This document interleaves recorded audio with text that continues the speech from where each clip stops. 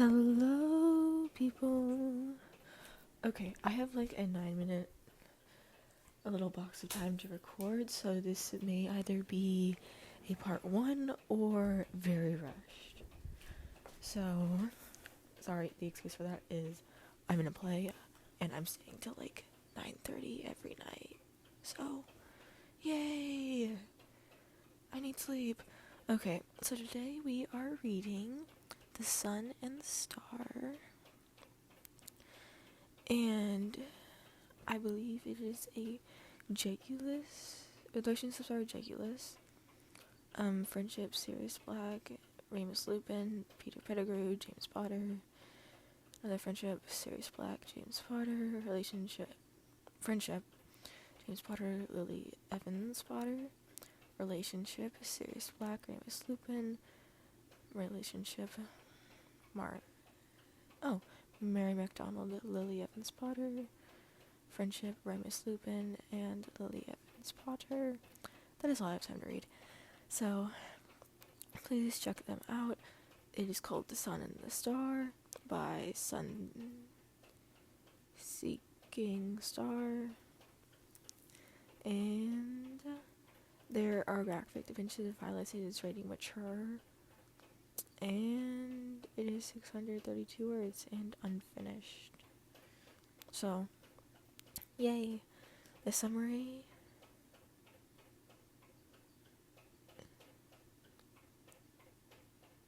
But there is something that happens when you are told you are too much. You begin to ask everyone, how small would you like me? If anyone asked if Regulus could describe how James Potter was, he answered that James is the sun. He's the center of the universe, the very thing that keeps everything together. James is what keeps the moon, the earth, and the stars all aligned. They just can't help but fall into his orbit. If anyone asked if James Potter could describe who he is, he'd answer that he's too much. He knows he can be too much. Too loud, too obnoxious, too arrogant, too clingy, too nosy. Wow. Chapter 1, Prologue. If anyone asked if Regulus could describe who James Potter was, he'd answer that James is the sun. He's the center of the universe, the very thing that keeps everything together.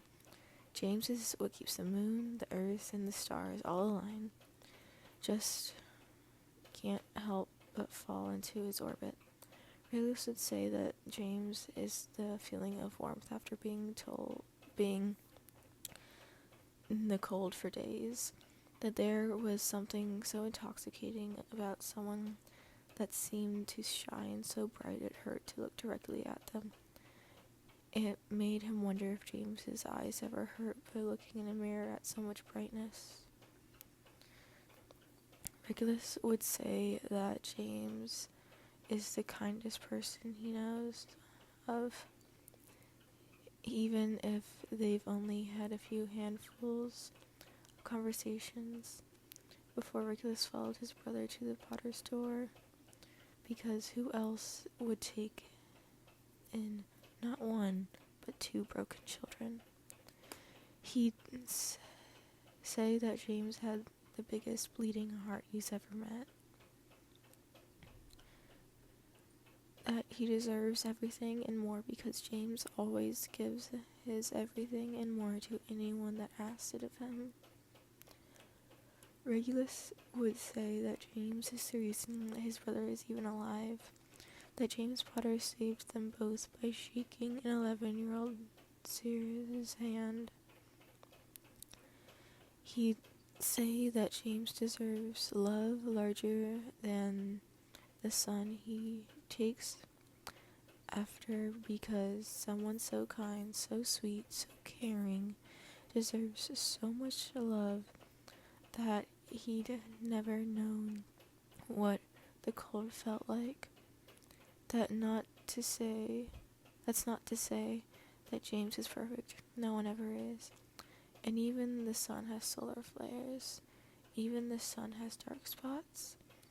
If anyone asked if James Potter could describe who he is, he'd answer that he's too much. He knows he can be too much. Too loud, too annoying, too obnoxious, too arrogant, too clingy, too nosy. He knows he's all these things because he's heard it before, whether that's a passing comment from a random classmate or from his friends. That's not to say he blames them. James would never make his friends feel bad because of how he makes them feel. He knows he can be a bit much, especially when he gets overexcited about things. He tends to run off at the mouth and not know when to shut up. But when he's gotten better at finding the cues to be less. Like when Mary and Lily have that look they share when James is goofing off too loudly in the common rooms, or when Remus sighs through his nose a little harsher when James bugs him about Quidditch, which he never means to. It's just he's been practicing the new move, and it's really cool and difficult, and it requires a new technique that he's been figuring out for months. But he knows that Moony doesn't like Quidditch that much, and he's always a bit sore under the weather around the moon, and James should know to be quieter by now. But he forgets, and so he knows when to stop when Remus sighs like that, because he knows he's getting frustrated. Or like when James starts talking too fast and Sirius can't keep up, which is fair considering James rarely understands what he's even saying sometimes, and his eyes get the haze that means his mind's wandering somewhere else. Or when Peter shies away from him because he's being too energetic, avoiding the flaying hands and quick steps. It all helps him understand how to reel himself in a bit, to contain it in, because he's trying to be better. He really is. He apologized to Lily last year, and now they're great friends.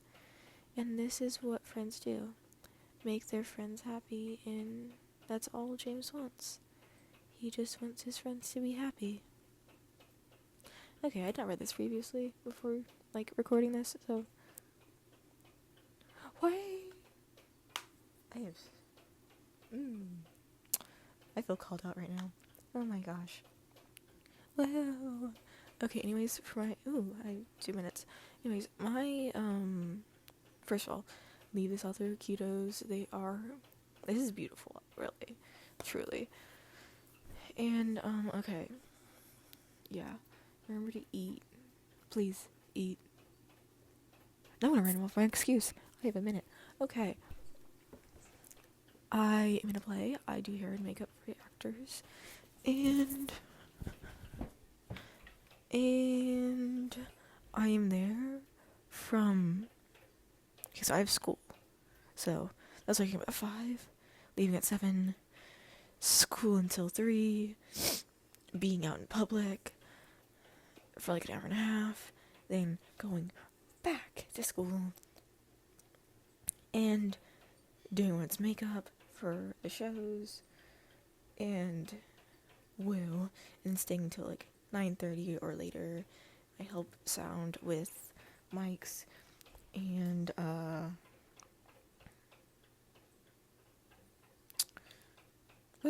yay, my excuse for this being really shitty. Okay, I gotta go. Bye-bye. Remember to eat 3 meals a day. Drink your 64 ounces of water. I love you all. Bye-bye.